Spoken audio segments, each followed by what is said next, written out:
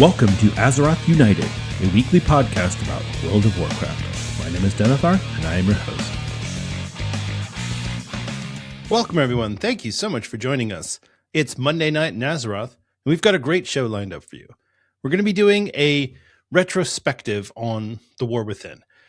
It's nearing the end of the expansion lifecycle. We've got the pre-patch for Midnight dropping in a couple of weeks. And so I wanted to talk about the expansion, how it was received, the systems, by the numbers, and what the lasting impact of the 10th expansion of World of Warcraft is going to be. And not only that, but the beginning of the World Soul Saga. Did it kick off this trilogy in a good way, or did it leave something to be desired? We'll talk about all that, and I'll give you some of my opinions, but mostly I'm just going to be going over the expansion itself and kind of discussing some of the different features that were introduced and how they're going to affect the game going forward. So that's going to be the whole show. So pull up a chair, sit back, relax, and enjoy. I am going to get to the news, but before I do that, I will talk about what I got up to last week in World of Warcraft. So I was going through my player housing, working because I have two houses to build, so I've got to work on both of them. And I started realizing, oh man, I need insert name of piece here. There's a really cool, it's a Cenarian arch that you get. There's an achievement to recruit 20 troops in your class order hall, and it's not retroactive. So you have to do this after the fact, after the launch of player housing. So I was like, okay, fine. Cause I've recruited hundreds of troops across my different order halls. So I thought, all right, that's fine. I'll start here. And as I started going through, I realized, man, I've got a lot of order halls that are not in good shape. I have characters who basically went to their class order hall, picked up their artifact weapon, and then bounced. So yeah, there's a little bit of work that I need to do, but because we have Legion Remix right now, it actually speeds up that process. It makes it a lot easier. The accumulation of gear is much faster, so you're able to gear up really quickly. You're able to tear through stuff that normally would have taken a long time. You don't have to do all the mission table stuff. So I made a new druid on Remix. So the only thing that I can't do is recruit troops because there's no mission table in Remix. So I'm doing everything else. I did the Order Hall quest line, so the entire campaign. I'm working on the Mount quest line right now because I don't have the Mount on my on one of my druids. So I have two druids, one on each account. One of them has the bird form or the owl form mount, and one of them doesn't. So I'm doing the other one. So I started a Resto druid, which was fun because I haven't played Resto for a while. It's actually been since season 1 of Dragonflight was the last time I played Resto druid seriously. And Remix isn't really seriously, but there was a little bit of a learning curve. I'm like, I don't even know how to do this anymore. And yeah, some of the spells are the same, but the whole cat weaving thing that you have to do now, you actually have to do it. And so I've been learning Resto druid again. I did pick up a balance spec, which I swore I'd never do again, but I picked up a balance spec as well so that I can actually do damage to stuff, doing quests and whatnot. So yeah, it's actually really fun. I mean, I did 1 to 80 in a day because it's so fast. And now what I'm doing is I'm trying to get that character set and get her all the things that she needs. And then I've got a rogue that I started because I never really did the rogue order hall. There's actually some really cool decor from the rogue order hall.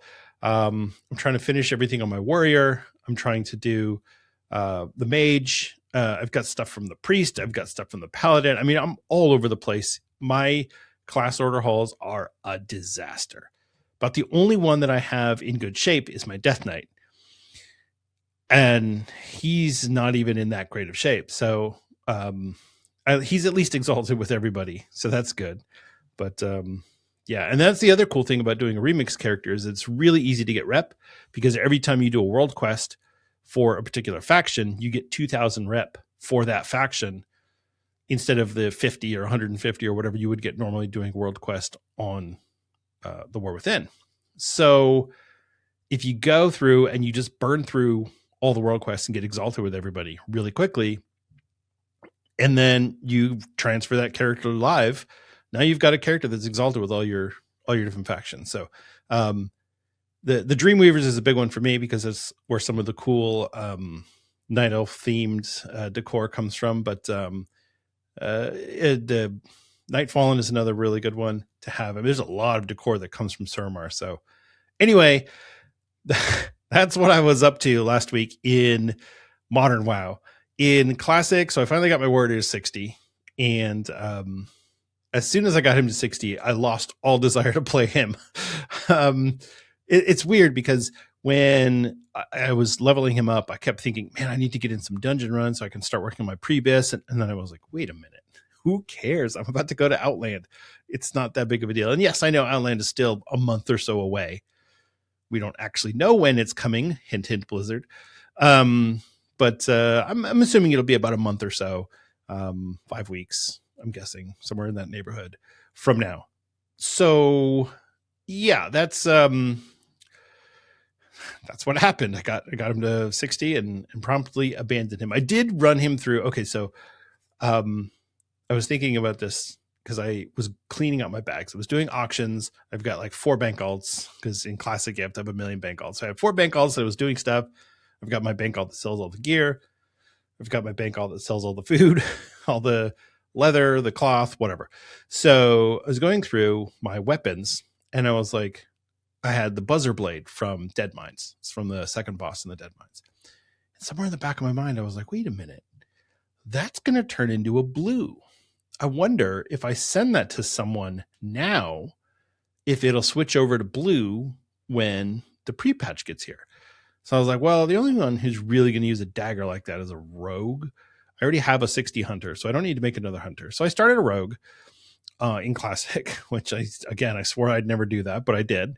And I got him to level 6, whatever. But so I sent him the buzzer blade. I took my 60 warrior Denethar back into the Dead Mines to grab another one. So he got a second buzzer blade, sent that over. And I also got the mace from the ogre boss, Rakzur, or whatever his name is, and that one also turns into a blue.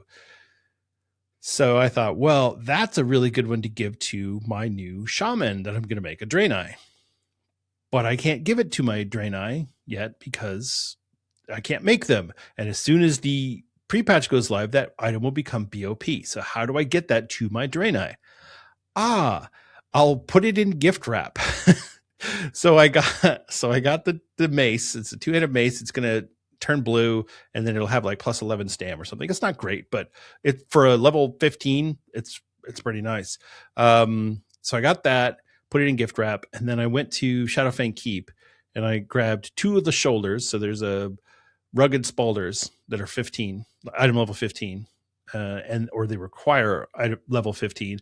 But then after the pre-patch, they will become soulbound. They're going to be blue, and they're going to have plus 7 agility. I think it's like plus 7 or plus 8 agility, which are great for level 15. That's fantastic. So I'll send one of those to my rogue, and then the other one I gift wrapped, and I'm going to hold that for my shaman. So yeah, that'll be fun. So I don't know if it's going to work. We'll have to see, but I'm hoping. Yeah, and then that's about it. I mean, I got my druid to 27, but I'm trying to get everybody to about the point where they could buy their level 30 mounts. So I've got a mage who's 24. My paladin is 36. So he has an undebuy mount anyway, because he's paladin. And then the druid's 27. So yeah, I'm in pretty good shape. So if you're not familiar already with it, the mount system in TBC Classic changes. So in Vanilla Classic, you have to buy writing skill, and it's like 20 gold to buy writing skill. And then you have to buy a mount, and then you're at level 40. Your level 40 mount is 80 gold before all your discounts. So if you have a faction discount, it's going to be 72 gold. So you get the mounts, 80 gold. And then when you get to level 60, and if you want to buy your fast rating mount, your epic mount, that's 1,000 gold before discounts. So it's 900 after discounts. So all told, you're going to spend 972 plus 20 gold for the writing, which I guess is going to be 18 gold. So yeah, it's a lot. once TBC launches, once the pre-patch hits, because TBC is launching in the final state of the game, which is going to be whatever patch 2.4 point whatever, mounts will be available at level 30. And instead of paying a low amount for your training and then high amount for your mounts, it's going to be a high amount for the training and a low amount for your mounts. The idea was that you'd be able to buy multiple mounts if they're cheaper, and then you pay a lot for the riding. So you have to buy, was it like journeyman riding and then expert riding to give you to your fast mount. And then after that, there's 2 more levels of riding because you have slow flying and then fast flying. Anyway, so all that to say, I'm going to need like 650 whatever gold for my warrior to get his epic mount. My hunter already has the epic mount because he did rank 11 PvP. So he got the Black War Saber. So he's good. My warrior will get the fast mount. It'll be 600 something gold. I have about 1400 gold on classic. So I was going through and doing auctions. Like, I've got to get a little bit more. I need a cushion, right? Because if I'm going to drop 650 gold on the mount for the warrior, that's going to take me kind of low. So anyway, that's just, that's what so I've got a few more weeks before the game actually launches, which, like I said, we still don't know exactly when. Maybe by the time you listen to this, Blizzard will have announced it. But as of right now, Monday night at 10 p.m., they have not announced it. So anyway, that's what I got up to last week. Not a whole lot, but it's a lot of planning. I did all of my planning for midnight already, and so now it's just collecting for housing, and so I had to do my planning for the Burning Crusade. All right. Anyway, let's move on to the news. Not a whole lot of news this week, but there is a little bit, so we'll get into that right now.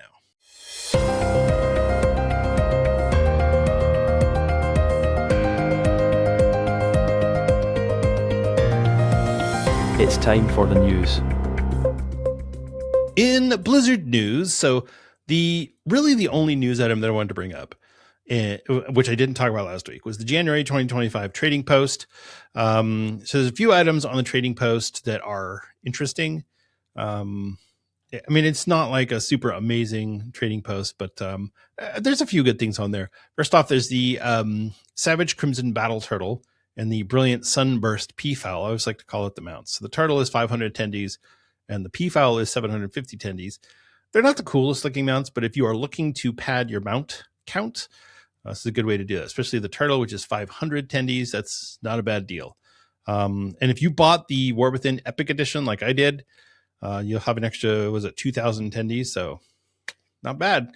As far as the gear goes, the only things that I wanted to point out, first of all, there's some ensembles that are village attire. It's like normal villager clothes. It's really nice looking, and it's a great, if you want your character to have like their house clothes. So when you go into your house, you put on your house clothes, and so you're not wearing battle armor, you're wearing comfy housing clothes. This is a really good one to do it. Also the sweatpants, there's a pair of red sweatpants if you want to be like super cash and just have your sweatpants and you can just kind of like slink around your house. That you could do that too. I'm sure there will be people who set their housing transmog to completely naked.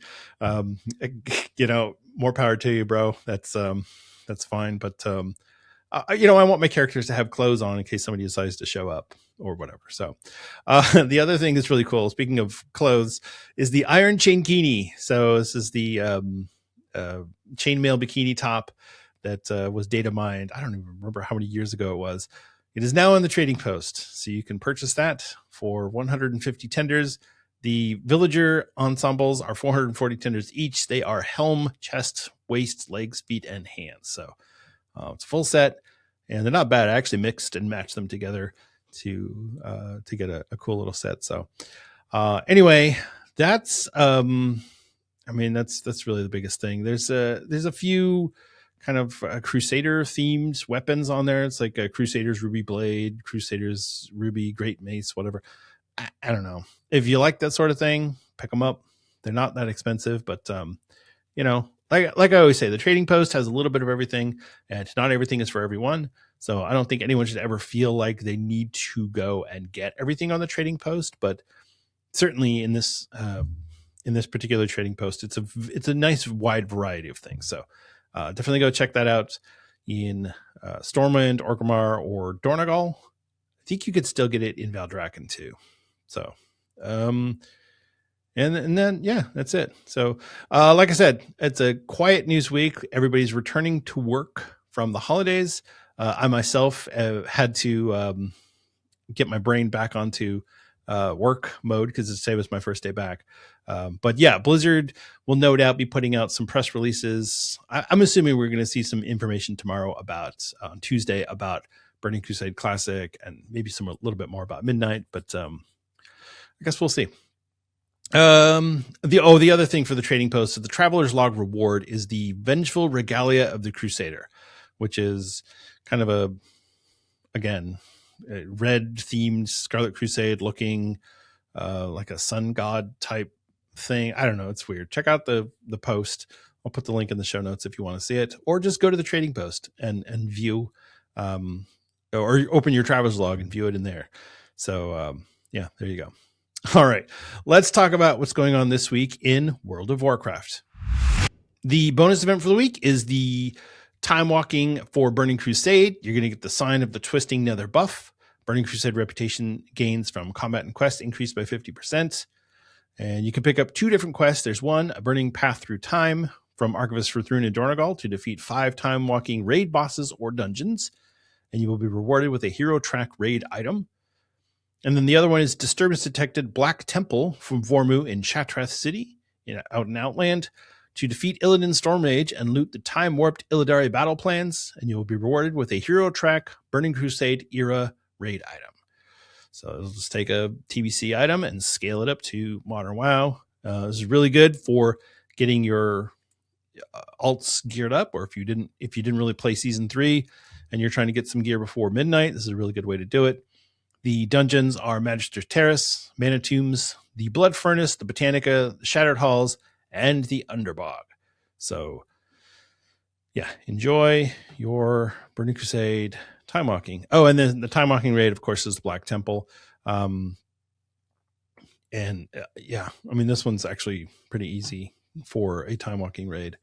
I think this is the easiest of the 3, honestly. The Ulduar and Firelands, they're not hard, but they're not as easy as the Black Temple. So, and this is week 6 of Turbulent Timeways. So if you haven't started yet to get your mount, this is your last warning. You have to do this week, or you will not be able to get your Shadowlands themed Covenant mount if that's something you're interested in. So, yeah, check that out on the War Within.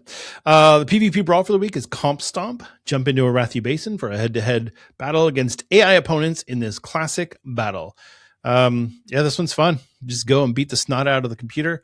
It's like when you play an old video game and the AI for the computer wasn't very good, and you just like run circles around it. That's kind of what this is. Plus, Arathi Basin is probably one of the best. I don't know if it's the best battleground, but it's one of the best. It's certainly the best, in my opinion, the best non-epic battleground. So, yeah, go ahead and check that out. When you zone in, you'll get the quest Something Different to win a PvP brawl, and you will be rewarded with Conquest, Honor, and Marks of Honor. And finally, the only holiday event going on right now is the Dark Moon Fair, which is open until the 10th of January. And this is it. This is the last Dark Moon Fair of the War Within proper. I mean, you'll still be able to get, I'm assuming, you'll still be able to get knowledge points for your trade skills in the pre-patch.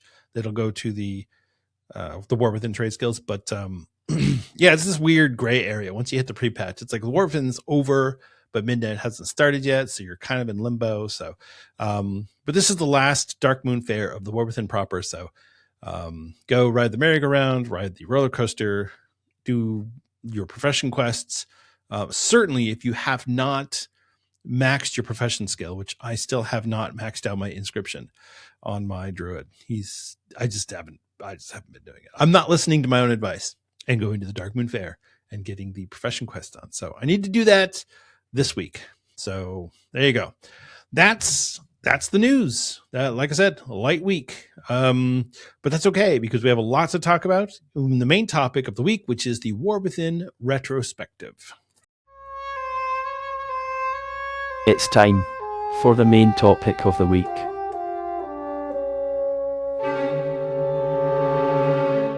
All right, so here's the deal. The War Within was the 10th expansion for World of Warcraft. And it's also the first chapter in the World Soul saga. So we've got the War Within, then we're going to have Midnight starting in March, and then we will have the Last Titan starting probably sometime in late 2027.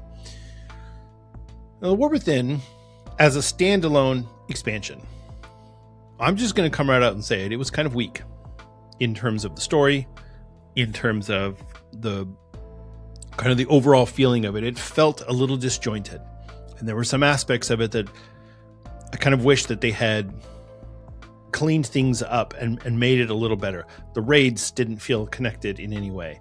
Like I said, the storyline was disjointed, but some of the things that we got in the War Within will stay with us forever. And that doesn't necessarily mean that, that makes the War Within a good expansion. It just means that they gave us something really good. And for that, I'm grateful.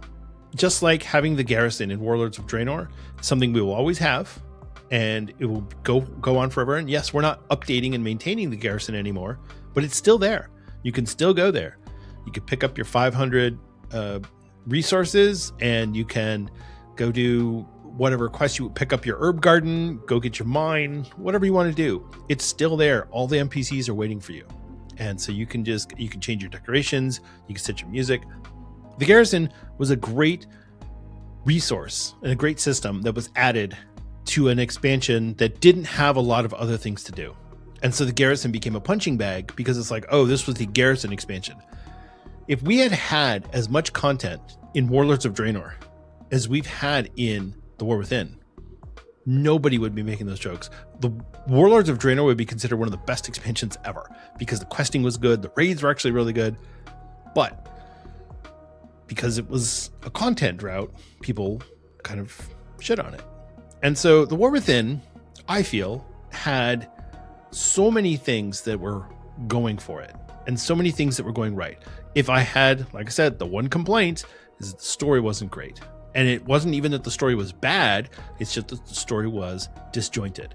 Xal'atath is probably one of the best villains we've had since Arthas, in my opinion, in World of Warcraft. Not in the Warcraft universe, obviously, but in World of Warcraft, go back and think through all the villains that we've had and tell me which one of those is better than Xal'atath. Kill Jaden? Come on. Oh, villain, you were a dick. She's probably the best villain since Arthas. And I don't say that lightly because Arthas was a great villain, and we've had some great villains over the years, but yeah, she's one of the best. There was actually a really interesting video that I watched from Taliesin, who was talking about who is going to be the final boss of Midnight. And he made the case that Xal'atath might actually continue on as a villain. And in a lot of ways, I feel like Xal'atath works really well as like a Megatron, where the Transformers don't fight Megatron and then kill him at the end. No, he comes back to fight them again and again and again. So from that standpoint, I would say, yeah, she's a good villain, and she's going to be that one that continues to come back. I don't want to have her turn into a big monster at the end of Midnight, and then we're punching. We should not have just a punch out with Xal'atath. That's anticlimactic to me. If we beat her plans, that's going to be good enough, because I don't want to see her go away. Now, she can disappear for a little bit and then pop back up in 3 expansions. I'm still here. That's fine. But as far as villains go, I don't want her to go away. I think she's a fantastically built up and written villain. And yes, there's all of the Xal'atath fanboys who are in love with her. And I will remind you again, that is a corpse. Okay? That is not her sexy body. That is a corpse. Just like Sylvanas is a corpse. Okay? Sylvanas also a fantastically written and designed character that unfortunately got ruined in the BFA and the Shadowlands. But aside from that, I actually really like Sylvanas. And I do like where Sylvanas' story seems to be going in the War Within pre-patch. If you haven't done the pre-patch storyline with Arator and Barisa, do yourself a favor and go do that. It's well worth your time. All right.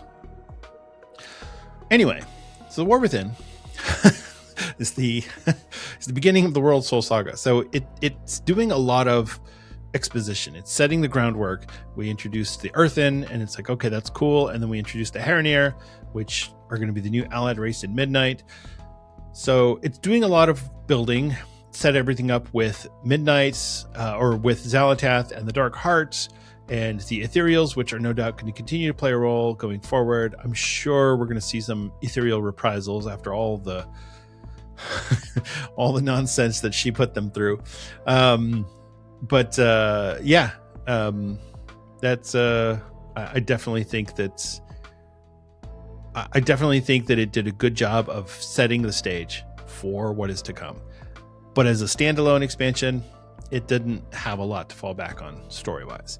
So, and that's fine. That's fine because it's not a standalone expansion. It is part of a trilogy, and we need to view it through that lens. As far as the different raids go, and I feel to me, the raids is a really good way to look at the overall expansion. If you go back and you look at Shadowlands and you say, okay, well, Castle Nathri was good, but Sanctum of Domination was okay. And then Sepulchre of the First Ones was, I don't know, that one was just weird because it's like, where are we and what are we doing? Because this whole storyline was just odd. And so everything felt a little weird and disjointed. I will say that the first and third raids of the War Within were good. Nerebar Palace was probably the best raid of the expansion, although Manaforge Omega is really close.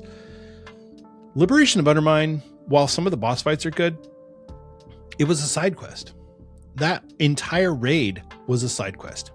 And I just don't think that that's how you should do a major raid like that. If you want to have Liberation of Undermine be you go in and you fight Muggsy and Gallywix and you're done, and it's a 2-boss raid, great. That's perfect. But to have it be the centerpiece of season 2 was odd. And so was going to Undermine. But, they did the things that they had to do because of the reasons. So we've all heard the story. We've all heard the rumors that Blizzard Development had a plan for the War Within. They had this big expansion that they wanted to do. And the entirety of the expansion was basically the War Within, Midnight, and the Last Titan in one expansion. That was their plan. And so we were going to go to Khazar, and then we were going to go to Silvermoon, and then we were going to go to Northrend. That was the original idea, or something similar to that. Chris Metzen came in and said, yeah, that's great. Throw it all out. So all of the assets that they had already built and all of the things that they had already designed, they kept. Anything that they hadn't actually worked on yet, they tossed. And he rewrote the story and created the World Soul Saga. And so we have something a little bit more fleshed out now. But unfortunately, because of that, some aspects of the War Within felt a little odd or a little off. Like the introduction of the Haranir in the beginning of their story, only for them to just disappear and really not play any outcome or play any part in the outcome of the story. That was odd. Now that Midnight is coming, we understand why. Because it's like, oh, I see. They're going to be the allied race in Midnight, so they're going to play a big role. Cool. They're going to have their zone and all that. Great. See, that's the part that you're like, okay, they wouldn't have done things the way they did if they had originally planned to introduce the Haranir in Midnight. They would have introduced them in the last patch of the War Within or something like that. But the point is, they rolled with it, and now we're getting something that feels a lot more polished than I think it has any right to. Even though there are still some cracks in it, and we can go, well, this didn't quite work out. Liberation of Undermine felt like a side quest. Some of the storylines were a little. It's fine. It's a video game. Not all of it's going to work 100% of the time. But what did work, I'll tell you this right now: the War Within story is way better than Dragonflight's story. So take that for what you will. That's my opinion, but that's what I think. Anyway, let's talk about And you know I love spreadsheets and I love numbers. So we're going to go through some numbers here. The War Within by the numbers. So here's the deal. The War Within was the shortest expansion in the history of World of Warcraft. No expansion has been this short by far. The next shortest one after the War Within was Dragonflight, which was just shy of 21 months. The War Within just barely made it to 18 months. If it had come, if Midnight were coming a week earlier, which a lot of people thought it was going to, instead of being the first week of March, it was going to be the last week of February, it would have just come under 18 months. And I don't know, maybe that's why they pushed it out, because they were like, we need this thing to go at least 18 months. And I don't think that that's necessarily a bad thing. Think about Shadowlands and how we felt sitting in Zereth Mortis for months longer than we should have. Shadowlands was a 24-month expansion. The longest expansion of all. I'll tell you this right now. The absolute longest expansion that we've ever had is Battle for Azeroth. 27 and a third months. That's a lot of BFA. And say what you will about it. We sat there going, what are we doing? What's going on? And yes, it was the COVID and the pandemic started. It still felt a little weird. I'm not gonna lie. It was odd. So yeah, Shadowlands was long. Wrath of the Lich King, the top 5 longest expansions. Here we go. Battle for Azeroth, and then we've got the original World of Warcraft, which was 25.7 months. Myth of Pandaria, which was 25.6 months. All that Siege of Orgrimmar time. Wrath of the Lich King, which was 24.8, and Shadowlands, which was 24.2. So yeah, Shadowlands was very long, but it felt longer than it was because there were so many content droughts. Think about the amount of content we got in Wrath of the Lich King versus the amount of content that we got in Shadowlands, right? So anyway, War Within was short. It was short, 553 days. If we're going from expansion launch to expansion launch. So the launch of the War Within was August 26, 2024. Launch of Midnight will be March 2nd, 2026. And we're not talking about this early access stuff. We'll get to that. So from launch date to launch date, 553 days, which is insane. The cadence of the expansion actually came out really well. So Blizzard has been trying to do this 8-week patch cadence, and they really hit it head on with the War Within. The launch patch, which is 11.0.2, that ran from launch date. It went 57 days, so it's just over 8 weeks, right? Because it launches on a Monday. Patch 11.0.5 also 8 weeks, and aside from that, we've got 2 that were 7 weeks. We've got 2 that were, or we've got 1 that was 9 weeks. And the longest patch of the War Within was patch 11.0.7, Siren Isle. So if you feel like that patch went a little long, it did. It did go a little long. It was the longest patch of the War Within. The seasons were broken up in really nice, even chunks. 24 weeks for season 1, 22 weeks for season 2, and 23 weeks for season 3. Now, if you remember, in Dragonflight, we had about that same length of time, plus we had season 4, which was 12, 13 weeks, something like that. So yeah, this last season, a lot of people are complaining, oh, there's nothing to do, the game is dead. And I agree in some cases that Blizzard introduced way too many other things to do that weren't raiding and Mythic Plus. And so yeah, it does feel a little dead. But that being said, and we'll get into Mythic Plus here in a second, I do feel like the timing on the different seasons has been really good. Let's not forget that season 3 launched in March. That launched in August, and it's going to end in January. And then we're going to have that pre-patch period from January to March. But just overall, season 3, not bad. I mean, we're about at the end of it. In a Shadowlands world, we'd still have 5-8 weeks of season 3 to go. So yes, parts of it do feel a little overlong. But I don't necessarily think that that's just the content. I think sometimes it's the way that people play games nowadays. I also feel like having remix and player housing kind of truncating season 3 dropped a lot of people out of it, and that's part of the reason why it feels so dead. All right, so let's talk about Mythic Plus. Mythic Plus, the total number of Mythic Plus runs for the entirety of the War Within was 99,429,290. We're counting Remix in there because Remix was launched as part of the War Within. So Season 1, 25,600,000. Season 2, 33,697,000.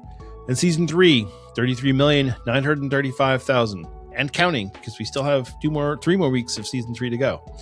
Remix, there have been 6.1 million keys run so far. And yeah, that's a lot of keys. Now, Dragonflight, from its 4 seasons, so Season 1, 2, and 3, and then the Awakened Season 4, was 109 million. So a little bit more in Dragonflight. I do feel like having a Season 4 instead of a remix, and like I said, the remix is kind of on top of Season 3, so it was a little weird, but yeah, 99 million keys. Some interesting things about that, though. The highest key level for any dungeon in Season 1 was 20. The highest key level for any dungeon in Season 2 was 22. And the highest key level for any dungeon in Season 3 was 23. So we've slowly crept up and up and up, which I find really interesting. So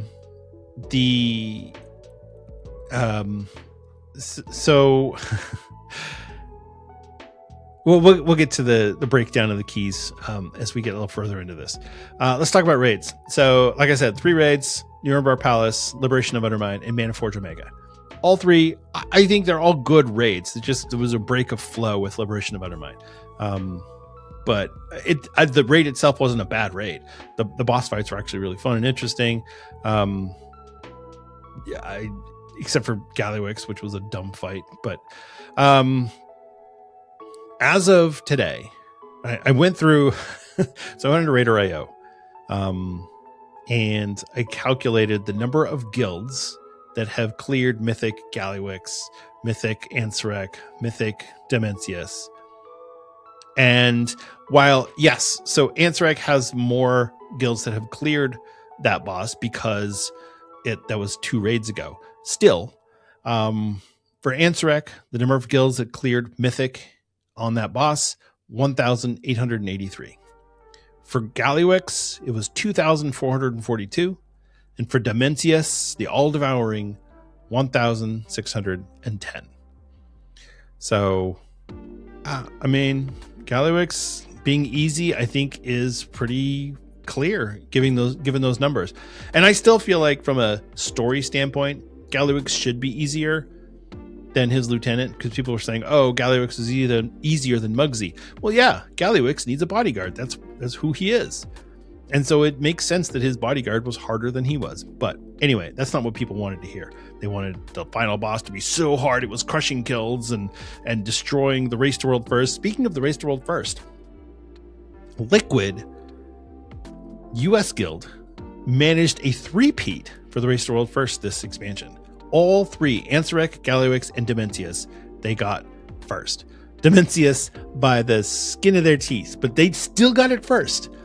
So congratulations to Team Liquid on that one. That's a huge, huge accomplishment. I totally expect Echo to whip their asses in the first season of Midnight, but we'll see how it goes. For comparison, from Mythic to Normal. So I did the same thing for Heroic and Normal that I did for Mythic for Demencius. So for Demencius, we had 12,720 guilds that cleared it on Heroic, and 16,207 guilds that cleared it on Normal. Now, the thing to point out with this is that those are just guild runs. Think of how many pugs were run as head of the curve pugs, or just clearing at normal pugs. That number is probably in the 30 or 40,000 for just the total number of groups that have cleared it. But there's no information on individual players or raiders or characters who have cleared those bosses. I tried looking for it on Warcraft logs, but it wasn't. Yeah, that wasn't happening. So anyway, still, it's a lot of people killed Dementius. It was really cool. That's one of the most interesting fights they've ever done. I really hope that that's a taste of what we're going to get coming forward after the add-on apocalypse wipes out all the combat add-ons, because they're going to be able to do a lot of interesting things if you can't solve them through add-ons. So yeah, I'm really looking forward to that. So yeah, there's a lot more numbers that we could pull from for the War Within, but these were the ones I wanted to give out specifically. I'm really curious about the difference or the comparison between the War Within and Dragonflight, because so if you think about Dragonflight as a expansion, it had its ups and downs. It had season 2, which the raid wasn't very good, but Mythic Plus was really good. We had season 3, which was pretty good overall. It was a good average overall raid or a season. And then we had that weird season 4. But let's not forget, season 4 also brought in the new Mythic Plus system. And so it changed everything. So it's really hard to compare anything back before the War Within, because Mythic Plus was just different. It was a different level of accessibility for Mythic Plus. People were able to do 2s that were like, you'd sneeze and you could complete that. So I definitely think that changed the way that things work. I feel like we would have had a lot more keys run if the system were still using the old system. Yeah, it is what it is. And Dragonflight ran longer. So, we were in Valdrakken a lot longer than I think a lot of us remember. It feels like yesterday that we were there, and now we're at the end of the next expansion after that. So, all right, I'm going to go through some of the systems that were introduced in the War Within and kind of give my thoughts and feelings on them. And yeah, we're going to go through that. So first off, let's start at the top. With the pre-patch of the War Within, we got warbands. Now, I have some issues with warbands because for me personally, it negatively affects me because I have 2 Battle.net accounts. Now, that was a choice that I made. It was a bad choice and I was ill-informed, but it was still something I did. So I'm responsible for that. That being said, it's really frustrating when everything is designed around, hey, you'd only have to do this once, or this is all account bound now, and I have to do it twice. It really sucks. So I love warbands. I think they're great, but it stinks having to do things twice. But that being said, the biggest complaint that I have about warbands is that Blizzard introduced this system and they said, hey, here's this new thing that you're going to be able to do, and you're going to get account-wide credit. You're going to get it for the character or for the player, not the character. Sorry, I almost said that wrong. So I'm going to get credit for something, not my character. And then they promptly reversed that. So, and what I mean by that is they started introducing content. They were like, hey, everything's warband except for this. This new thing is not warband. You have to do it each individually. And this other thing is not going to be warbound. You have to do this each individually. And so they started creating all of these exceptions to the warbands, which makes no sense to me. Why not just make everything warbound? Why not have everything just it's your warband? It reduces the effectiveness of the warband if they're constantly making exceptions to it. So I'm hoping that Blizzard kind of decides on their philosophy going forward. If you don't want people to have group credit for doing things, then don't offer us that. Decide what you want to do and do it, and then we'll adjust. We'll complain, but we'll adjust because we're going to keep playing this game because we're freaking addicted to it. So anyway, also in the pre-patch, we got the skywriting for all mounts. You forgot that was at the beginning of the War Within, didn't you? Yeah. So at the end of Dragonflight, they changed dragon riding to skywriting, and then skywriting became available for all flying mounts. I think there was one that they couldn't convert to skywriting. Some of them skyride a little weird, but it's okay because every mount is skywriting capable now. I don't have to think about, oh, do I need to get a flying mount out or do I need to get a skywriting mount? No, it's just skywriting. Now, when I'm decorating my house, the outside of my house, and I need to go up in the air to look down on stuff, yeah, I change it to normal flying. But for everything else, skywriting. It's one of the greatest systems that Blizzard has introduced in the entirety of World of Warcraft. And it just keeps getting better. The latest updates to skywriting have been, I thought they have been very successful. Some people don't like it, and that's fine. But I think overall, it's a better system. My only complaint with it, and I've heard some other people complain about this, is that from a visual standpoint, it's harder to tell what's going on. And I get that, because it was nice having the big round bubbles or oval bubbles. Fine. You can get an add-on that would do that. But aside from that, everything that they've done has been a positive, as far as I'm concerned. So skywriting for all mounts happened in the beginning of the War Within, which boggles my mind. But I was going through all of the changes. I was like, oh, yeah, that's right. So we're going through this sort of chronologically. Obviously, some things we have to combine in weird ways. So let's talk about early access. So Blizzard announced, and I forget when the announcement was. I didn't look it up. At some point when they did pre-orders for the War Within, they said, hey, if you order the Epic Edition, which is $90, you're going to get 3 days early access to the War Within. And riots broke out amongst the World of Warcraft fan base. People were complaining that Blizzard just changed the launch date, and so now it's going to be that 3 day earlier period is the real launch date, and anybody who logs in at the official launch date, that's the hobo launch date or the poor people launch date, the ghetto launch date, whatever you want to call it. Basically, oh, you can't afford the $90, you must be poor. You know what? A lot of people can't afford that. A lot of people struggle to just pay for the expansion itself. So there was a lot of frustration and a lot of uproar. And I am not one who typically likes to get on a soapbox, because for me personally, yes, some people might want to complain. I'm almost 50 years old. I've lived my life. I've done my fair share of protesting and complaining. And I'm beyond that at this point. So I bought 2 Epic Editions, one for each Battle.net account. I don't know. Sue me. I don't know what to say. I actually liked being able to get in there a little early. And yes, we couldn't really do anything. We were just running around doing normal dungeons. And it was fine, because we were learning, getting the lay of the land and figuring things out and figuring out how the new Delve system works. We didn't have the Delver's Journey or anything like that. You couldn't get any good gear. But it was kind of cool to be able to get in there early and go, hey, this is fine. I will probably never not buy early access at this point. And it sucks because a lot of people hate it. And I'm sorry, but I'm just telling the truth. I'm always going to buy the early access. So yeah, that's just the way it goes. The other components of it are nice. Getting access to the beta, getting the boost. I think the boost actually comes with the normal version. Anyway, the early access was the big deal, and people got mad. And enough people bought it, enough people like me bought it, that Blizzard is like, yep, we're going to do this again forever now. So it's here to stay. Early access, it will be a thing probably forever, at least as long as World of Warcraft is. So it is what it is. All right, moving on. Let's talk about the Earthen. So the Earthen was the new allied race introduced in the War Within.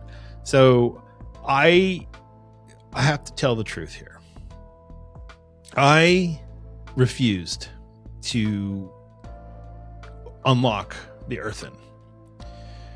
And the reason why is because if you're going to offer up a new race that we can play as, this is an expansion feature. This is one of the main features of the expansion. Ooh, the Earthen allied race. I shouldn't have to jump through 100 hoops to get it. Have me do a quick unlock scenario, and then, all right, I'm good. But the whole quest chain, I don't want to have to do all that, especially not for the Earthen. Okay, I'm going to do it for the Harrenir because I think they look cool. The Earthen looked kind of dorky. They're like rocky dwarves that are a little bit taller, but they're still goofy, and they talk in that weird voice. They can't eat food. They have to eat little rocks. I don't know. The whole thing, I wasn't impressed by the Earthen. I think that as far as allied races go, I'd put them down there with mechanomes and I mean, Dark Irons. I'm just not a fan of dwarves, I guess, is what it really boils down to. Sorry, Greybeard. I'm just not. I have a dwarf that I don't play, and yeah, that's my experience with them. Anytime I've played Classic and I make a priest, and I never make a dwarf priest, and people are like, oh, if you're not making a dwarf priest, you're trolling your raid group. And it's like, well, I guess I'm going to troll my raid group then, because I'm not making a dwarf priest. I'm just not. So yeah, the Earthen for me was kind of a meh. I wouldn't say it was a bad thing, but it's one of those things where I go, that's not for me, and that's okay. Like I said, I will be unlocking the Harrenir as soon as I can in midnight. But as far as the Earthen go, yeah, no. All right, let's talk about hero talents. So hero talents was Blizzard's idea for how to extend the talent trees in a way that didn't just give you more points to unlock to add more things. They didn't want to keep growing the trees like they did in the Burning Crusade and then Wrath of the Lich King. And it's like these trees got so massive that so they put in hero talents, and I think for the most part, hero talents worked. It made things a lot more complicated for balancing the different specs and classes. Some hero talent trees never really worked.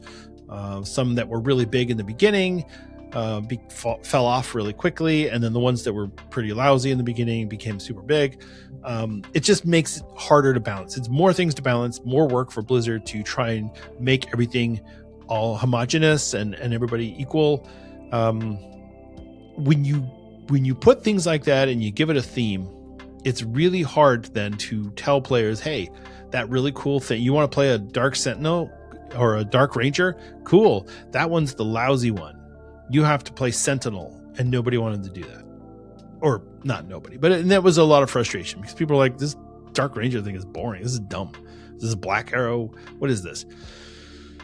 So there was a lot of frustration, a lot of complaining. I love the Chosen of Elune hero talent tree for the Guardian Druid. I thought it was really cool. And in the very beginning, it was the better one. Now it's terrible and nobody wants to play it. So I don't know. I just the Deathbringer hero talents for the Blood DK were really fun. I really liked that, but at this point, if you're not playing Sand Lane, you're doing it wrong. So I had to figure out Sand Lane, which I don't like. I don't like the gameplay of it. It's fine. It's just I liked the Deathbringer more, and I still play Deathbringer when I'm doing anything that's not in a competitive context. If I'm running a dungeon or a raid, I'll switch to Sand Lane. If I'm doing a delve or if I'm just running around doing world quests, I'm in Deathbringer because I enjoy it more. And to me, that's always going to be a miss when you give people some sort of a theme or a kind of a vibe behind something, a decision, and then you make one of those. You can't not have one of those be better than the other. Even if it's 0.1%, it's still this one's better. So yeah, I think from that standpoint, I didn't like the way hero talents went. I would rather that they just gave us 10 new talent points and that you can only use them in this special tree. Fine. And I don't even need to have a choice. Don't give me the illusion of choice. Just tell me you're getting these talents. Here's 2 choice nodes, and the rest you just done. That would have been fine. But instead, they went the hero talent route, and I think that it's a good idea that maybe was more than they should have bitten off, because I feel like it created a lot of balance issues that are going to last for a long time. So hero talents for me, I'm going to start grading these things. So hero talents, I'll give a B-. Earthen allied race gets a C. I'm not going to give early access a grade. All right, let's talk about delves. So delves was the new big feature that was introduced in the War Within. And for the most part, I feel like delves delivered on what Blizzard said that they were going to do. They wanted to have quick, easy content that you could knock out really fast and feel like you were accomplishing something. But as inevitably happens when you give it a endgame progression, which they did with delves, which was great, you could actually go get endgame gear. It suddenly became senseless to do anything but a max level delve. Why aren't you doing an 11? If you're not doing an 11, you're doing it wrong. So what Blizzard had said originally was, okay, we're going to stop upgrading your gear at 8. And so everyone thought, oh, okay, so 9, 10, 11 is just for the challenge. If you're you just want to feel good about yourself and maybe there's an achievement or something, cool, that's fine. And then they added in the crests, and they added in crest rewards, and they added in, you could get gilded crest if you do 11s. And I hate that, because I would have been happy running 8s. 8s were easy enough that I could do them without thinking too much and just knock them out and do my level 8 delves for the week and be done. And I filled up my vault and I had a good time. Some weeks I would do more. Some weeks I would do 10, 12, 15 delves because they're fun. But as soon as I started to have to do tier 11 delves, it became a chore. It became a grind. Now I've got to do this, and I've got to spec a certain way, because otherwise I'm going to get my ass whooped. That was really frustrating. And I feel like Blizzard has continuously done that with some really cool systems, and then they go, hey, we're going to add in this extra reward. Why? You said you weren't going to do that. You said that the reward was going to be that you did the effort and you completed it. That was the reward. And no, now it's, oh, well, you get extra crests, or you get a certain kind of crest you can't get any other way unless you're running Mythic Plus and blah, blah, blah. I hated that. And so it actually really soured delves for me. I didn't run a whole lot of delves in season 3. Now, am I going to complain that they gave us stuff? No. I'm glad that we got the Gilded Crests. I think it was good. I just wish it hadn't been at the expense of my comfortable and relaxed delve running. What I love about delves, for someone like me, I can't come and sit at my computer and play WoW for 4 hours straight. I can't do that. That's not the way my brain works. I have to get up. I've got to go use the restroom. I've got to get a drink. I've got to take the dogs out. I have other things going on besides just playing WoW. And so for me, delves is a great way to do that, because I can go in and I can do something. I was going to say competitive content. It's not really competitive. It's just, there's some challenge to it. Yes, there's a challenge. But you can just, I'm just going to stop right here. Take my character and put him in the corner, shadow meld, go take the dogs out, come back, character's still sitting there, and now I can continue on. It was great. I actually really liked that aspect of it, because if I'm doing a Mythic Plus and my dog starts barking, what am I supposed to do? Either, hey, screw you, Finnegan, you don't get help, or screw you, Mythic Plus team, I got to go check on my dog. Either way, I'm upsetting somebody. And so that's one of the reasons why I don't like doing Mythic Plus. Even in a raid, I can say, hey guys, I need to AFK for a second because my dog is barking. And everyone goes, oh, okay, cool. But if you're doing Mythic Plus and you've got that timer going, and you say, hey, I need to step away for 5 minutes, everyone's just going to leave. The dungeon's over. And now people are pissed. So delves are great. Even if you're doing it in a group, you don't have a timer. You don't have that clock. You don't have to clear a certain number of mobs and you're trying to get this in. So I really like that aspect of it. I feel like the combat of delves was leaving something to be desired. Yeah, it was more challenging than just doing world content. But at the end of the day, it really boiled down to dodge the frontal, interrupt the big spell, get behind the mob,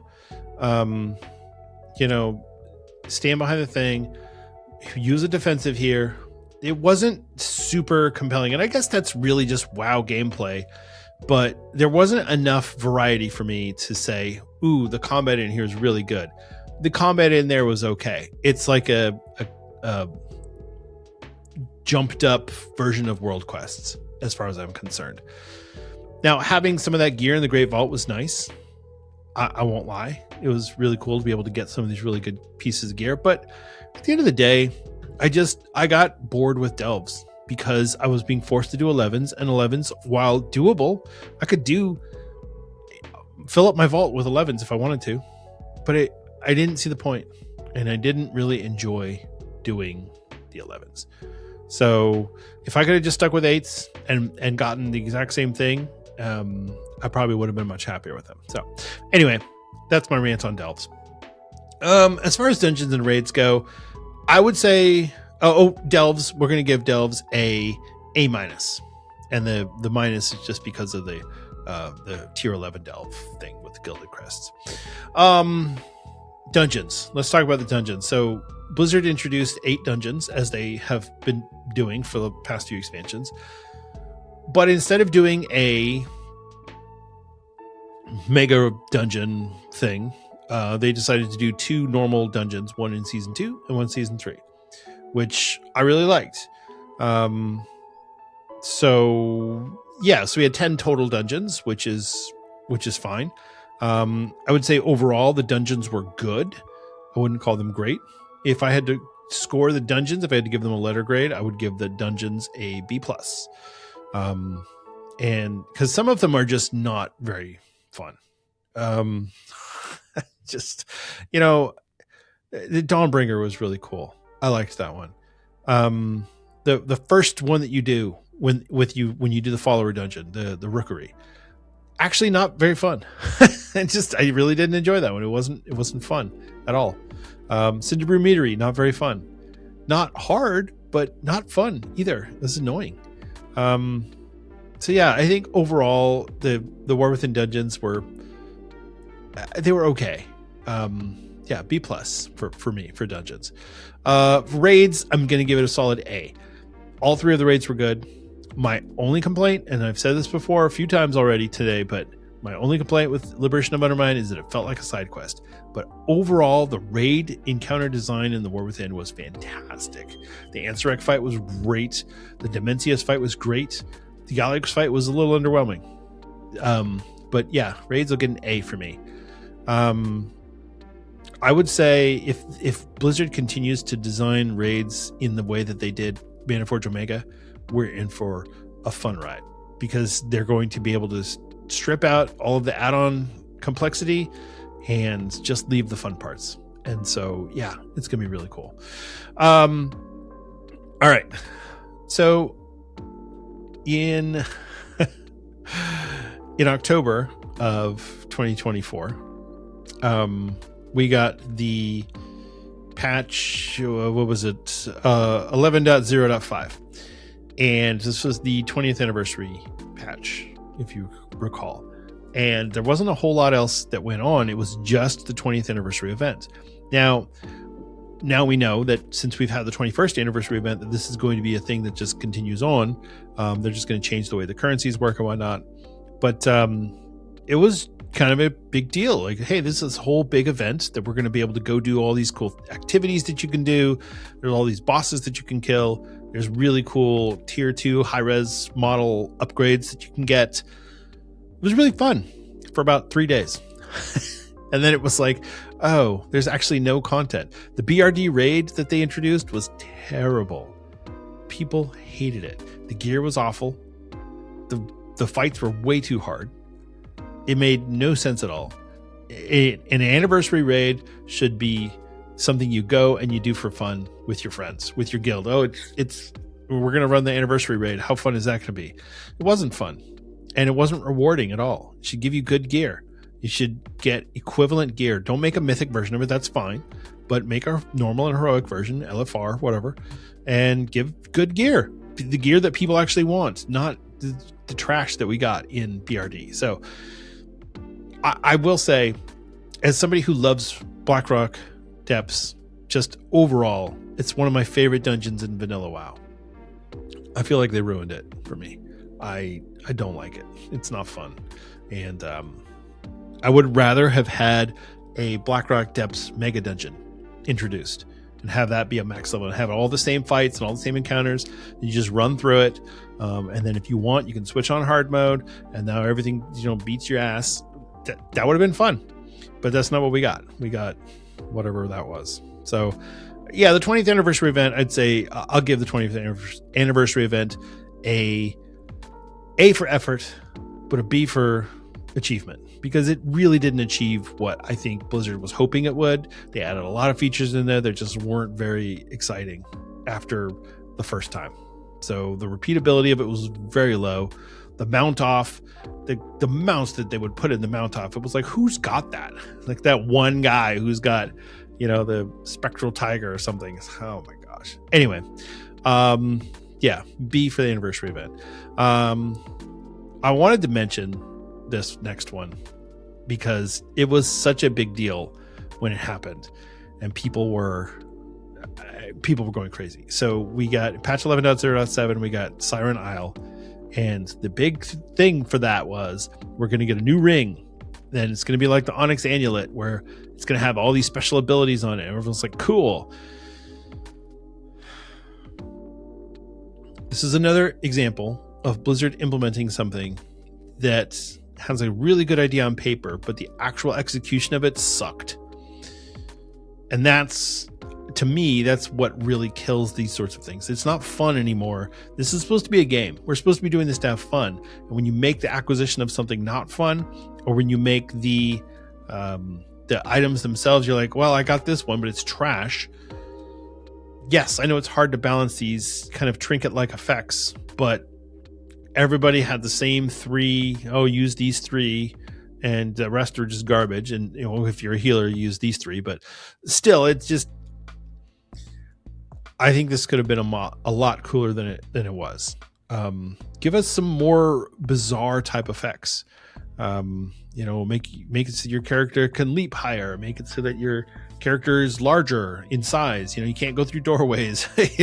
I don't know. I just feel like there would have been some better ways to implement this. Have some gear on it, or have some stats on it, but have some really cool oddball effects. Blizzard has done that sort of thing before. Think about like Torghast and all the crazy wacky things they gave us in Torghast. Could have put some of those on there, and just theme them for the War Within, but still have something like that. Could have been a lot of fun. I feel like it was a lost opportunity. C+. All right. Patch 11.1. I've already talked at length about the Undermine, Liberation of Undermine raid. I talked it in length about the drive system last week when I was talking about the 2025 in review. And there's going to be some overlap here because now we're into 2025 content, but I want to go through this. So the drive system, I think, again, from a conceptual standpoint, it was a great idea. But from an execution, I mean, that's C-, D+. It was so bad. I think it's fun to drive around really fast and drift in your car. That's cool. But they put a million freaking obstacles in Undermine. Every time you go and you get some speed going, you hit something and you stop. It was not fun. They should have given us a racetrack. Have us drive around the city and it's okay, whatever. You got to get through obstacles. But then have it be a freaking racetrack where you're getting on there and you're going super fast and you're flying through, like Mario Kart, right? Where you're just like tearing through this in your drive car, with 5 other people or 7 other people or something, right? That would have been fun.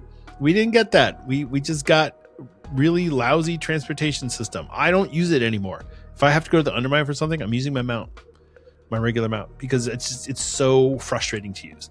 I thought I'll get used to it like dragon riding. No, I'll never get used to it. I'm glad it's gone, and I hope that they don't try and bring it back for something like, oh, the drive system enabled in Silvermoon or something. Oh, please don't. All right, let's just hit this one because this was probably the single largest change that Blizzard made to Mythic Plus during the War Within, and maybe even since the beginning of Mythic Plus. So there had been a lot of complaining in various avenues, podcasts, YouTube videos, Twitter posts, Reddit posts, MMO champion forum posts, wherever you want to go, and people were complaining. Anywhere people would listen, people were complaining about keys that were degrading. If you didn't time your key would drop down. And it was a big topic, and I get it, because you go into a key and there's that stress of, man, I don't want to break this person's key. So what Blizzard did was they said, all right, so if you get 12, if you do all keystones at 12, that will now be your baseline.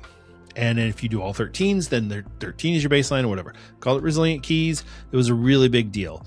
People were very excited when it was announced because it was like, finally, I don't have to do homework keys. I can get up to 12 as quickly as possible and then just cruise from there on. If you didn't time a key, if you went into a dungeon and you messed up the first pull, you just start over because you have a resilient key. You don't have to worry about it anymore. And it created a whole new complaint, which was, oh, well, there's no longer an incentive to complete a key if you don't think you're going to time it.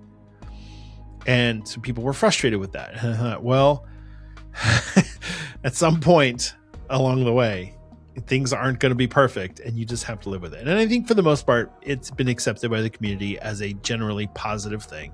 There are still some complaints about it, but overall, I think resilient keys have been a really good addition to the game from a player happiness standpoint for people who are running keystones.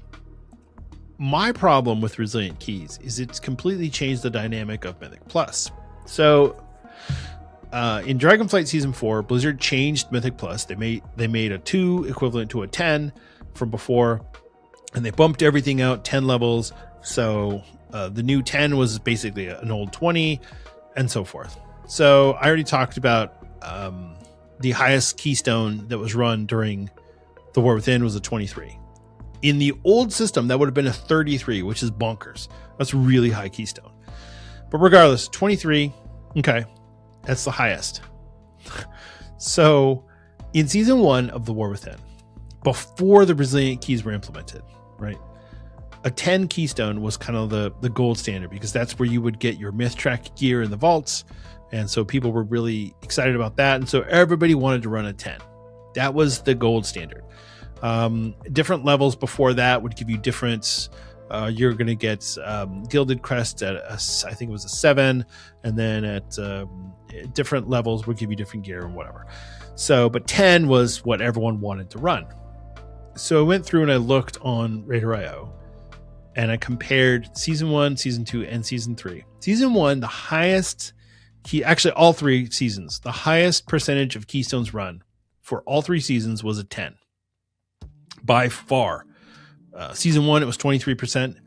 Season 2, it was 26.5%. And Season 3, it was 28.7% of all keys run were a 10. That's a lot. It's more than a quarter of all keys. But in Season 1, number 2 was a +8. Number 3 was a +7. Then a +2. And then a +9. So all of the keystones run in Season 1, the bulk of them were 10 and below. In Season 2, now you have resilient keys, and so that all changed. At top, you have 10s with 26.5%. Then you have 12s at 13.8%. Then you have 7s at 8.0. Then you have 11s at 7.3. And then you've got 2s at 6.7%, which is so weird. Like, so many people running 2s. And then in Season 3, it just went off the rails. 28.7% of the keys run were 10s. Next, you have 12s at 15.7%. Then you have 11s at 8.3%. Then you have 13s at 6.1%. And finally, you have 7s at 5.9%. 7s is the first keystone level that you can get your Gilded Crests. So that's why 7s are up there. But so few people are running those entry-level keys anymore, trying to get into the Mythic Plus system. If you're not already at a point where you can run 10s and above, it's going to be really difficult to get into Mythic Plus. And I'll tell you, I haven't run a keystone since the very beginning of Season 2. I ran a handful of keystones and I was like, I'm done. This is not for me anymore. This is no longer a system that I can participate in. If we somehow manage to get a Mythic Plus queue system like Dungeon Finder, I might consider doing that, as long as there's not like this strain and the stress of people who are like, I need to get my 12s in and you're ruining it. I don't need that. I don't need that in my life. So resilient keys, interesting change. I think overall a good change, but it essentially pushed me out of Mythic Plus altogether. So, and that's unfortunate, but it's the way it is. All right. We've got a few more things that we're going to go through here. So Horrific Visions was launched in patch 11.1.5. So it was just bringing back the old horrific visions. Not a whole lot in there, just no corruptions. So I don't know. The whole thing was kind of weird. I did it a few times. Not a big deal. Dastardly duos. I talked about this last week, how this was such a weird event. It was designed as we're going to fight the shadows of bosses, and everyone thought it was going to be raid bosses, and it was dungeon bosses. And it just didn't feel good. It was weird. Nobody liked it. Or I shouldn't say nobody. A lot of people really thought it was kind of a waste of time. And so, all right, whatever.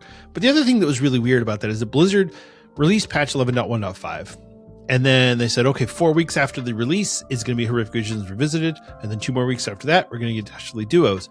So we had all this content that was coming in this patch that had been advertised coming in patch 11.1.5 that we didn't actually get until 4 or 6 weeks later. It was very weird. It was a weird time. Things were going a little wonky at that point, and I think that I think Blizzard has hopefully learned their lesson on that. I don't know. Also in 11.1.5, we got the first of the new UI updates that are coming for some of them were introduced in War Within, but most of them are coming with Midnight. So the first one was the cooldown manager. So this is basically a weak auras replacement. It was terrible when it was first rolled out. It's still not great, but looks like we're going to be able to make it be pretty decent in Midnight. It's still not going to be as good as a weak aura, but at least people will be able to use it or design things that they trying to get weak auras to do what you want to do. Like if you could figure it out, great. But if you couldn't, it was really frustrating. So the new cooldown manager is good. The one coming in Midnight is going to be even better. In patch 11.1.7, we also got the assisted highlight and single button assistant. This was a huge deal. People were very upset about the single button assistant, or the one button rotation, as a lot of people called it, because they felt like it was dumbing down the game. And in a lot of cases, it did. It did dumb down the game, because sometimes you don't want to have, you're not trying to maximize your DPS. You're just trying to complete content. You're doing a world quest. You're doing a delve. You hit one button. Who cares? It's not a big deal. Even if you're doing a normal raid, it's not a big deal. Some people were able to do it in Mythic Plus and do well. My biggest thing with the single button assistant is that it doesn't use all of your cooldowns the way that you would. And it doesn't know how to reserve cooldowns when it's really not necessary to use them. So for example, if you're killing a group of mobs and you're on the last one, and the last mob has 40% health, and your big cooldown comes up, or your main single button assistant cooldown, it's going to use it on that mob that's got 32% health now. And so you just wasted your cooldown. I know that on the Demon Hunter, when I was trying it out, it was doing that with I-Beam. And I was like, I don't want to use I-Beam at the end of the fight. I want to save it for the beginning of the next fight. But, and that's why the single button assistant is not for highly competitive gameplay. Because, yeah, you just blew your cooldown. So next fight, you're going to have shit DPS. But I think overall it was a good thing for the game. I think it was good for the long-term health and positive new player acceptance of World of Warcraft, I think. I don't know. We'll see. Overall, I'd say it's good. And it's something that Blizzard will continue to iterate on. What I'd really like is if they would give us a way to customize the rotation. Say, hey, give us the ability to get into the back end of this and tweak things around. That would be really cool. I feel like that would be much better, a much better way to do it. I'd rather just take all the big cooldowns out. Just give me all my base spells. Anything less than 30 seconds, I don't want it to be in there. I'll push those buttons myself, but I want to be able to just stand there and push one button. And then, okay, cooldown, one button, one button, one button. Other cooldown, one button, one button, one button. Defensive, one button, one button, one button. Kick, whatever. That would be cool, but it doesn't give us that option because it's just going to do things in the way that it thinks is the most useful. Now, one thing that we did learn from the single button assistant is that Blizzard can very easily give you a way to put templates down on your target. So why aren't we doing it that way, Blizzard? I mean, I know you could do a macro, but still, not everyone wants to write a macro. Just make it so that these spells can be applied to your target or apply a template.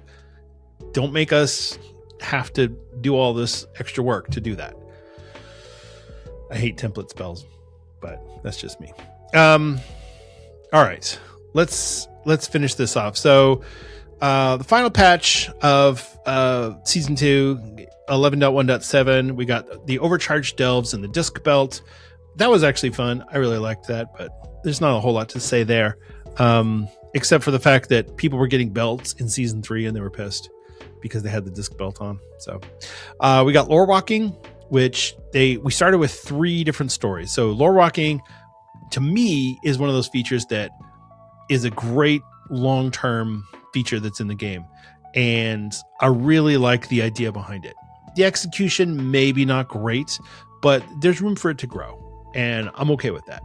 I'm actually really happy that Blizzard is trying to focus on the lore, explaining things like, who are the ethereals? People are like, who the heck are these guys? We've got the new lore walking, which is explaining about the elves of Quel'Thalas. Why do we have 2 different types of blood elves? And why is one of them on the Alliance and one of them's on the Horde? Why did we get a lore walking about the Lich King? You know, I talked last week about the new Lich King merch that's on the Blizzard store. We had lore walking about the Lich King. I think they're trying to tell us something that Lich King is relevant to the story again, but we'll see. We got the Greedy Emissary event, which this was in season 2 or season 3. So this was this was at the end of season 2. So this was a tie-in with Diablo 4, and you were supposed to kill some mobs, and then you were going to get some rewards from them. But the real thing that this gave us was the Collector's Bounty. The Collector's Bounty was a way to go and get gear, transmog, mounts, toys, pets from old content, and it upped the drop rates on these. Now, a lot of people still don't have Invincible after this happened, and there was a lot of frustration by it. I didn't get Invincible, and that's okay, because I think I ran Ice Crown 2 or 3 times, and that was it, because I'm like, I don't really care about Invincible. My wife got Invincible, she got Ashes of Alar, she got Mimron's Head, she got like all the stuff, so that was really cool. But this is one of those systems where you go, you know what, this one's actually, I can see this, bringing this thing back every 6 to 12 months. I think that would be really fun. It doesn't always have to be remix, being the new big event that we get. Sometimes it could be just, hey, go collect stuff. We're simple people. Just point us at loot and we're going to go get it. So I think overall this was a very successful event. Yes, some people were frustrated at the end of it, but by and large, this was a good. Oh, I forgot I was supposed to be grading these. The Greedy Emissary / Collector's Bounty event will get an A. It was really well done. It didn't last too long where it felt like, oh, why isn't this just here permanently? It felt like a special event. So I'd say overall it was good. All right, let's talk about, so now we're into season 3. And one of the big changes to dungeons, not quite as big as the Resilient Keystones, but Blizzard added in dungeon waystones. So if you go into a dungeon now, you will get a waystone that pops up after you clear a certain point, and it will tell you, hey, when you die and you respawn, this is where you respawn, which is great because I've been in so many dungeons where I've been like, if I release, am I going to start back at the beginning? I don't know if I can release. Should I release and run back, or should I just wait? And then the fight's over and everyone goes, why didn't you release? I'm like, shit, I should have released. But I didn't know. Yeah, this is a great change, and don't really need to say a whole lot about it. This is an A. Easy A. The Brawlers Guild returned, which again, this is not something that's for me, but a lot of people are having a lot of fun with this, and there's some really cool housing rewards that you can get. So if you're doing the Brawlers Guild, it's great, but this isn't really for me. Yeah, and I don't. No, I'm moving on. Brawlers Guild, it gets a B+ because it's people like it, but it's not for everyone. So, okay, 2 more things, and then we'll get to housing. So Blizzard launched the new player, or they revamped the new player experience, and they created a returning player experience. So if you are a brand new player, say let's say you get your grandma to play WoW, and say grandma comes, oh honey, how do I do this? There's a brand new player experience where they try to introduce some of the lore characters. They take you through the Exile's Reach. They take you through the very basic story cuts in Dragonflight. You do story mode raids, so you get an idea, oh, here's the big baddies, and here's the things you need to do, and it drags you through the whole thing and takes you through Dragonflight so that you can get to the War Within and start leveling up to 80. I feel like this is a good start. No, Exile's Reach was a good start. This is a good next step forward. There's still more that needs to be done, but they're making progress. Blizzard understands that player retention is only part of what they need to do. They need to get new players to join in and play the game. It doesn't make any sense for WoW to just be a bunch of 30, 40-year-olds complaining that the game is not as fun as it was when they were in their teenage years or in their 20s. That's not what Blizzard wants. They want new players coming in and saying, ooh, this is great. I can't wait to explore this new world of Azeroth. That's what they're hoping for. That's what they want. And so the new player experience is a big part of that. It should guide people into the game in a gentle enough way that it doesn't feel overwhelming, because let's face it, WoW can be very overwhelming. There's a million icons in the city and you don't know what any of them mean. And you're fighting this boss or some faction NPC is telling you what to do, and you're like, who the fuck is this guy? WoW needs a new player experience that can gingerly get people into the game before revealing the horrors that face them when they're doing world quests and dungeon quests. And oh, here's, this is the weekly for the pet battles, and this is the weekly for the time walking, and this is the weekly for the PvP brawl, and whatever. There's a lot. The returning player experience, however, is very interesting, because this one is designed for people who have played WoW. They know how the game works, but they're not quite caught up with the story, and maybe they don't know how their class plays anymore. And so this is a really good way for them to get into the game and go, hey, let me ease back into this. It's like putting on an old pair of pants and you're like, oh, I don't know if these still fit, but oh no, this actually works. Okay, I'm good. I got it. This is comfortable. So yeah, returning player experience, I feel like is great, because a lot of people who are like, yeah, I used to play WoW back in Wrath of the Lich King, but I stopped playing after Cataclysm. You get that a lot. I stopped playing with Miss Pandaria, I stopped playing here, I stopped playing there. A lot of people. And having an experience for those people to get in and do something and feel like they're not being forced to, well, you should just know because you played in 2010. Dude, that was 15 years ago. I was in college back then.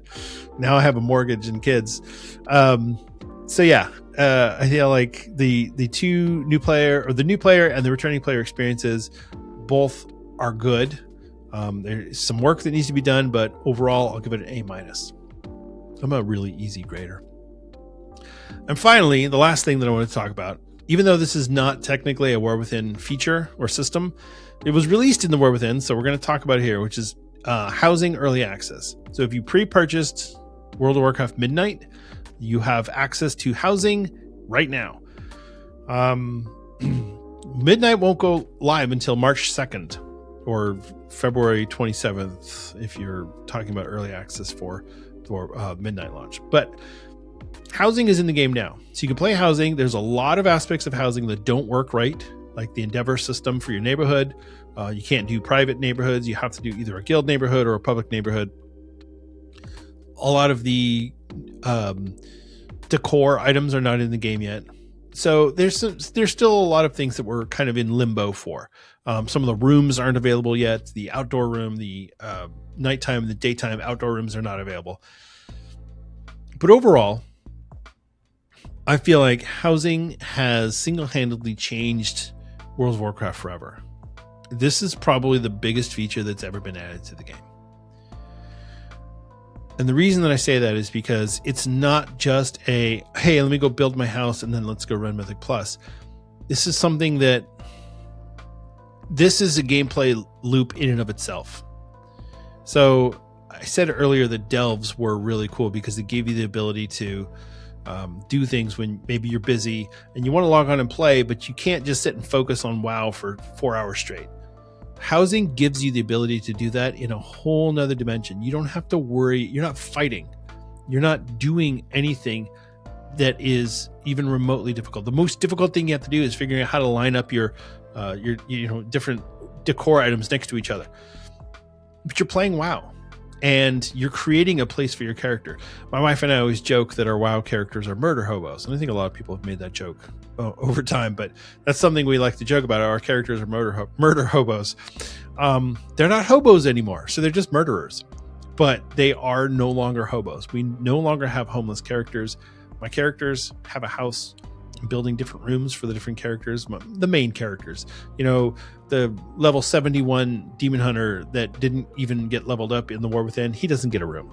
But my hunter gets a room. She has a room. My druid, both my druids get a room. My paladin, he gets a room. My Death Knight, obviously he gets room. That's Denethar. He gets he has a whole suite. So housing is such an interesting component to the game. And to me, I could log on and play WoW, air quote, play WoW, and just do housing and log off, and I'm satisfied.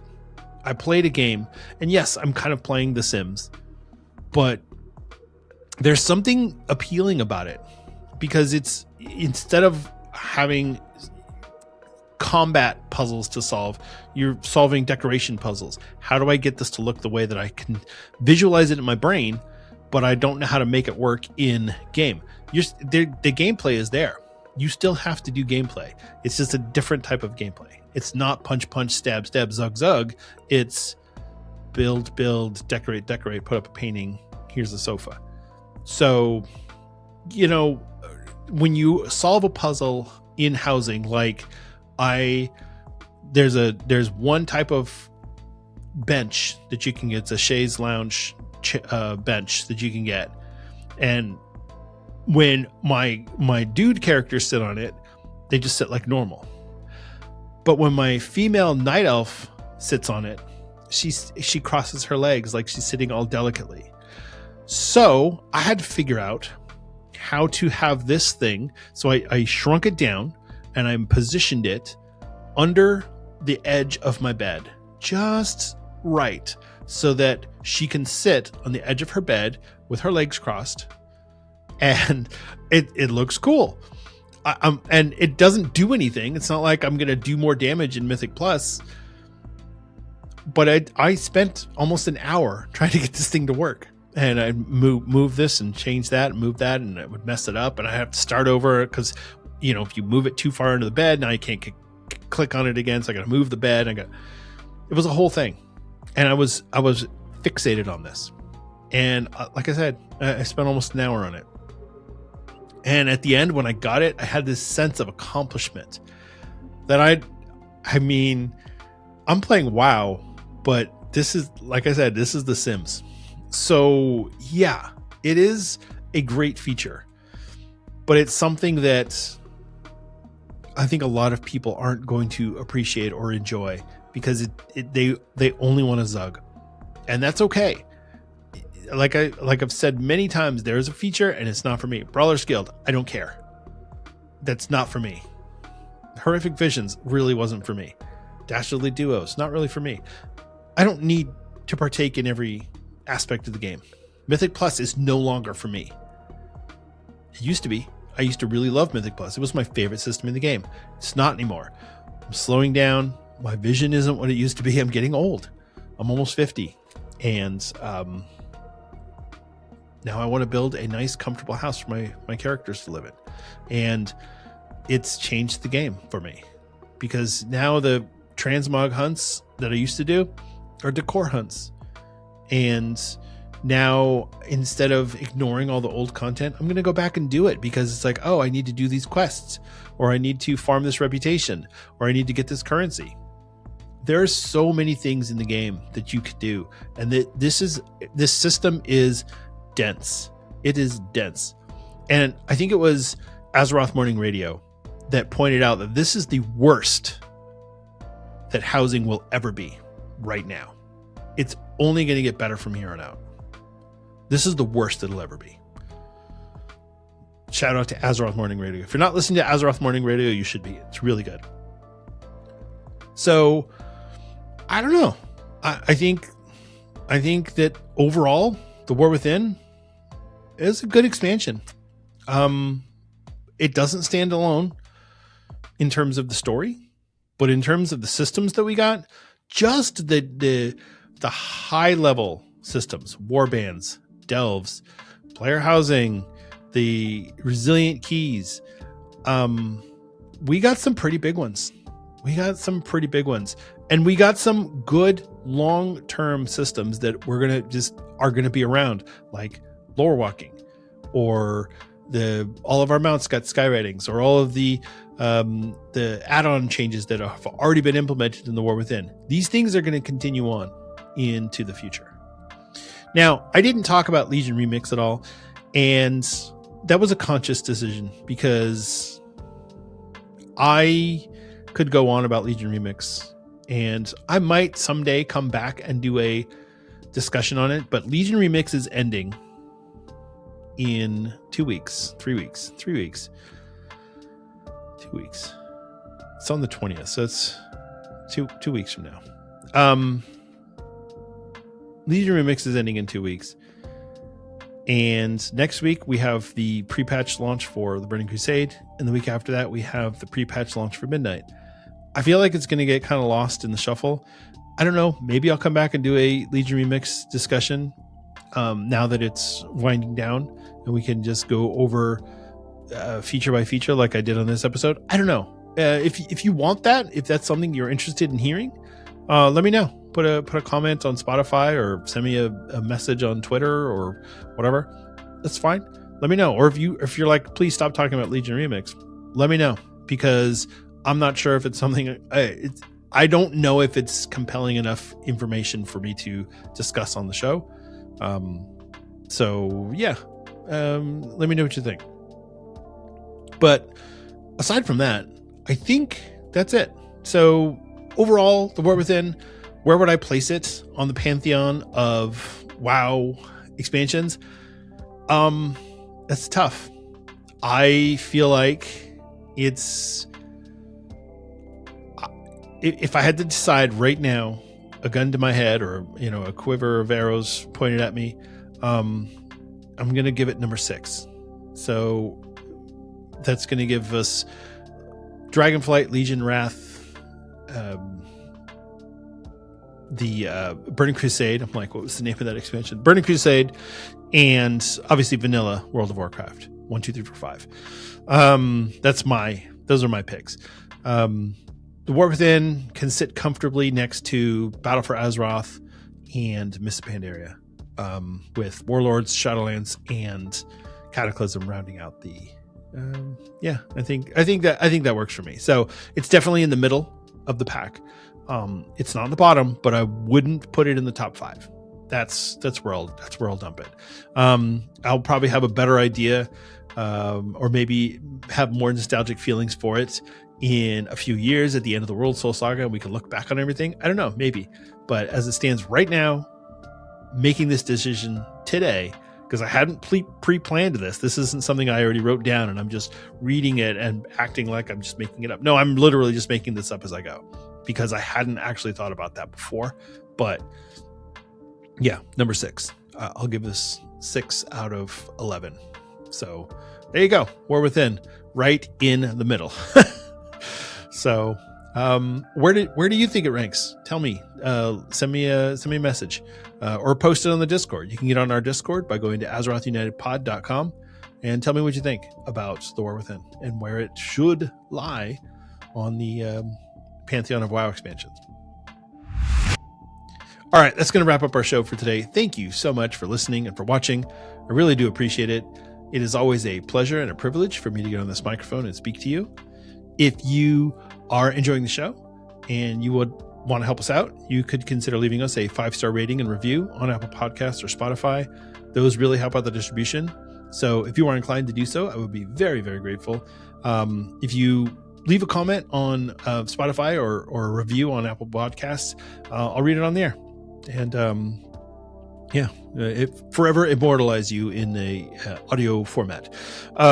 If you're watching us on YouTube, you can help us out by giving us a like and subscribe, and you can also leave a comment there. Although most of the YouTube comments that I get are well, not most. Some of the YouTube comments that I get are people who go, "Oh, you know, not negative necessarily, but not necessarily overly positive." So I don't know. Maybe it's a different crowd getting in on YouTube. We'll see.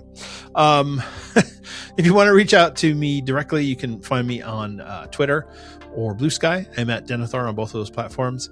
That's probably the best way to get a hold of me, or on the Discord. Like I said, AzerothUnitedPod.com. You can get on the Discord.